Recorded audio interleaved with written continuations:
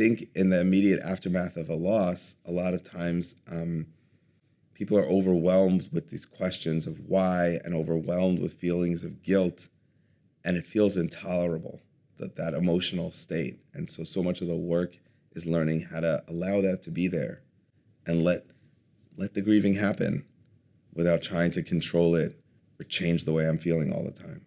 Grief from suicide loss, phenomenologically, is quite different than grief from other causes. There are elements of the grieving that are emphasized in suicide loss that could also exist in other causes, but suicide loss is almost the perfect storm, or often the perfect storm of every single thing we know that makes grieving difficult in terms of unexpectedness, violence, trauma, guilt, blame, social stigmatization, almost anything you could think of that we would say this is a predictor of how grief would be difficult. All of these things tend to kind of coalesce in suicide. And so it's an extremely difficult form of loss. And we know that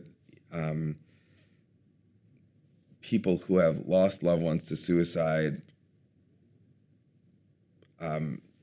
they can often have higher risk for suicide themselves.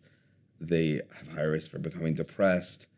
And so it's a really important area to try and figure out how can we help people deal with this extremely, extremely difficult loss. So in terms of my research, I think that what can help or hinder grief after suicide loss, I think my research and my kind of clinical experience kind of go towards the same thing, which is acceptance, right? Like in research, I found that there are these unconscious processes that seem to help grief move along.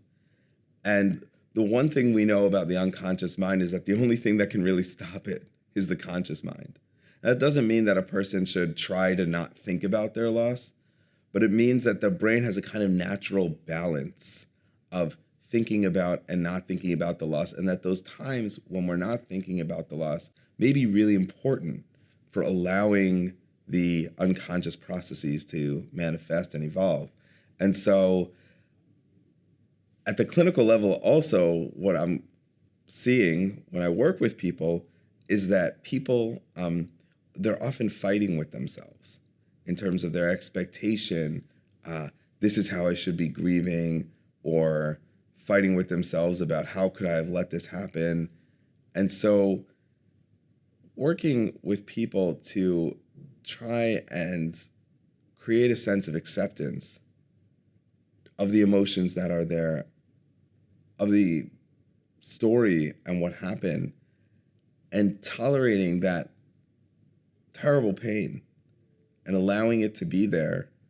I think this is, in my experience, I think this is one of the most helpful things.